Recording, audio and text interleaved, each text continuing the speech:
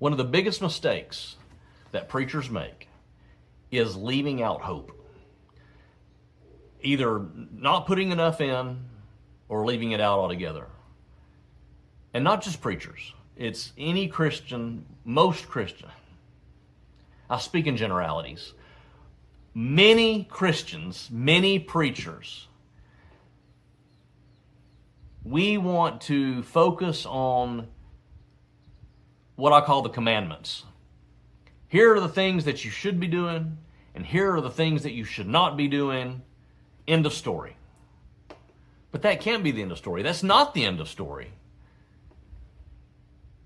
Does God teach through His Word the thou shalts and the thou shalt nots? Yeah, absolutely.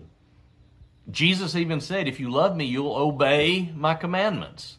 There are commandments. There are things that we need to do, that we're supposed to do, that God commands us to do. There are things that God commands us not to do through His Word.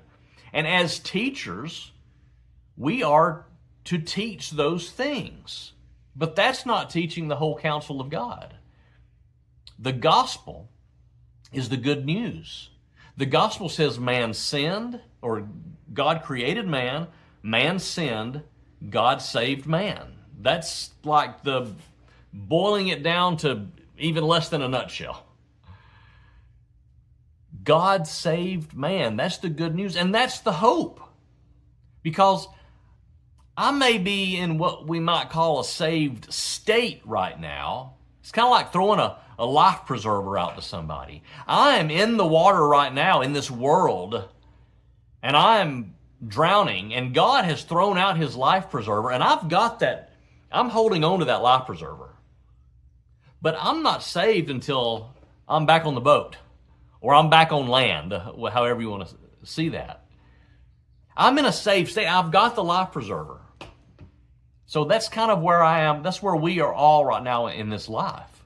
We have the life preserver. We have a hope because of that life preserver that we're going to make it back to the boat. That life preserver is Jesus. Jesus came to this world, and He died for us, and He was raised, which gives us the hope of being raised one day, just like He was, raised to a new life, raised to be with God and Jesus and the Spirit for eternity. That's hope. And when we focus only on the commands and leave out the hope, we're messing up. We're messing up. There's a sermon that I've heard preached 2 or 3 times, especially when I was younger, a teenager and maybe in my 20s, and this sermon tends to be geared toward that age, and I call it the Rose Sermon, and maybe I've heard other people call it that, I don't know, but basically the preacher is talking about purity, sexual purity, really. And he gives a rose, a beautiful, full rose to somebody in the front row, and he says, I just want each one of you to, pass this down, and as it comes to you, feel free to pluck off a petal, and I'm going to continue preaching. So he continues preaching, and the rose gets passed around, and then he gets to the point that he's been building up to in his lesson. He says, well, who has the rose now? And somebody holds up a withered, beaten down, completely plucked rose.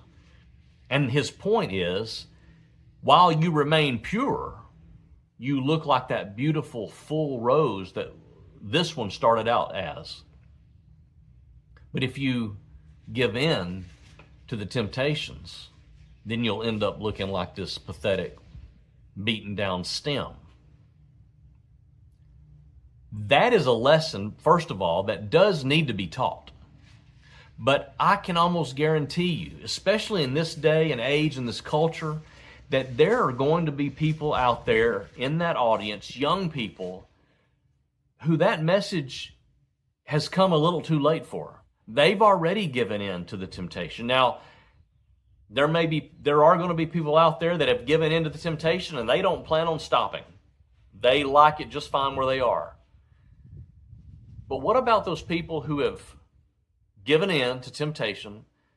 They've sinned. Maybe even that they view themselves now as that pathetic stem. But they hate that. They hate it about themselves. They hate that they've sinned against others. They hate that they've sinned against God. And they want to be right. Oh, they wish they could go back and be that beautiful rose again. But then as a preacher, the sermon just stops right there. Okay, if you give in, you're going to be an ugly, beaten stem. We can't stop there because Jesus didn't stop there. No, Jesus gave his commandments. He told us how he wanted us to live. He tells us, even now through his word, through the Spirit, how he wants us to live. That's what he did, but then he died, and he said, "It is finished." He was put in the grave, and he was raised. He didn't stop with the commandments. He stopped by giving us hope. Here's the thing. They can be that beautiful rose again. No, they can't take their actions back. You can't gain your virginity back, if we're talking about that specific illustration. But this goes for all sin. And we've all once been a rose, and we've defiled ourselves. So how can we be a rose again? Well, Jesus makes us that rose. He restores us. See, God requires payment for sin. God requires death for sin. We've all sinned. So the payment that we owe is death. That's what I owe God.